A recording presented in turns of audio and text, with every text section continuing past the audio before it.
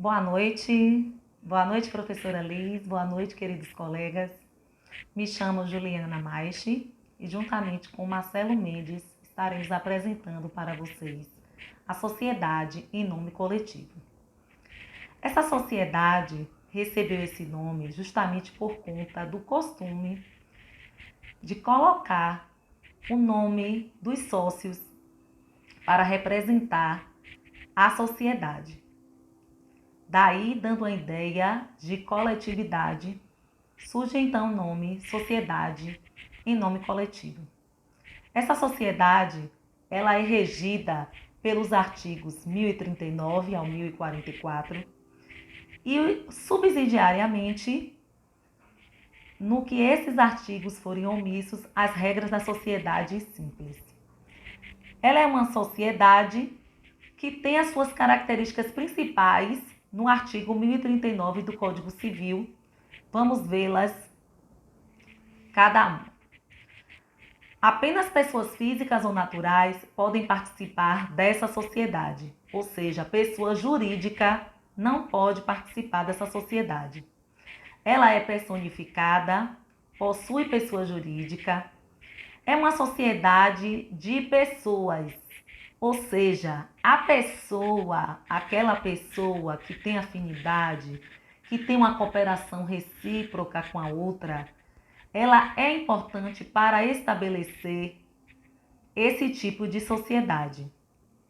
Ou seja, o affectus societatis, a afinidade que existe entre essas pessoas é fundamental para essa sociedade. Todos os sócios respondem de forma solidária pelas obrigações da empresa. Ou seja, não importa se Juliana ou Marcelo tem mais cotas, menos cotas, se investiram mais capital social ou menos, ambos responderão da mesma forma solidariamente. O credor pode estar demandando tanto de Juliana quanto de Marcelo para responder às obrigações da sociedade. É uma sociedade ilimitada, ou seja, o patrimônio particular responde de forma subsidiária aos débitos da sociedade. A responsabilidade pode ser limitada entre os sócios no contrato social. O que quer dizer isso? No contrato, podemos estabelecer que Marcelo tem 70% das cotas, portanto, responde por 70% dessa responsabilidade. Juliana tem 30%, mas isso não vai atingir a terceiros. O credor, ele vai demandar aquela obrigação a ambos os sócios de forma integral. Então, mesmo Marcelo respondendo por 70%, se ele for acionado, ele vai responder pelos 100% da prestação e depois ele vai acertar suas contas com a sua sócia. Segundo o artigo 1041, o contrato social, ele deve mencionar os dados gerais, o sócio, a firma, o objeto, a sede, o prazo, o capital social, a cota de cada sócio, as prestações a que se obrigam os sócios, os administradores da empresa, se ambos vão administrar ou apenas um, a participação nos lucros e perdas. Esse tipo de sociedade admite aquele tipo de sócio que ele não entra com dinheiro, com capital social, mas ele entra com a prestação de serviços. A sua firma deve apresentar o nome dos sócios ou apenas um sócio, porém, se tiver apenas um sócio, tem que apresentar a expressão companhia ou a abreviação CIA.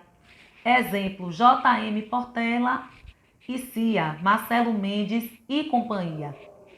A sociedade tem a administração feita pelos seus próprios sócios, já que é uma sociedade de pessoas, onde existe uma afinidade, uma cooperação entre essas pessoas. Não faria sentido um terceiro estar administrando.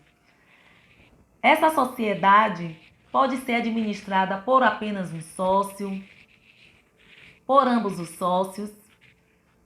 Se competir aos sócios a administração, um pode impugnar a operação do outro se não concordar. Porém, a decisão acontecerá por meio de votos. Se essa decisão não for acatada, se um administrador agir em desacordo com a maioria, este responderá por perdas e danos. Pessoal, boa noite, tudo bem? Eu vou falar sobre a responsabilidade do sócio novel, onde o sócio admitido em sociedade já constituída não se exime das dívidas sociais anteriores à admissão, conforme o artigo 1025 do Código Civil. Ou seja, ele assumirá todas as obrigações passivas existentes à época da sua admissão.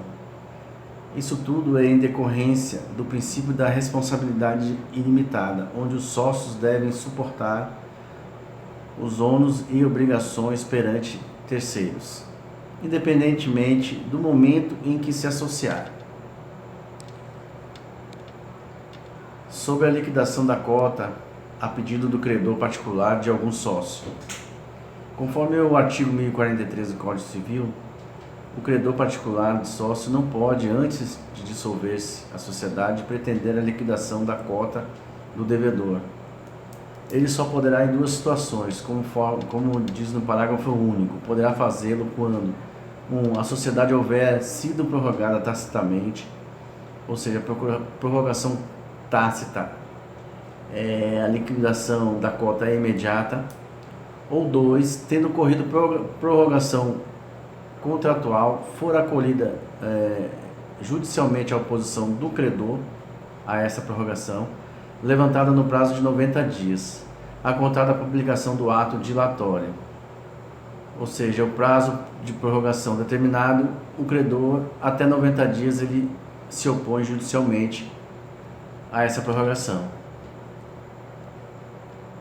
Sobre dissolução da sociedade, conforme o artigo 1044 do Código Civil, a sociedade se dissolve de pleno direito por qualquer das causas enumeradas no artigo 1033 do Código Civil, e se empresária também pela declaração de falência.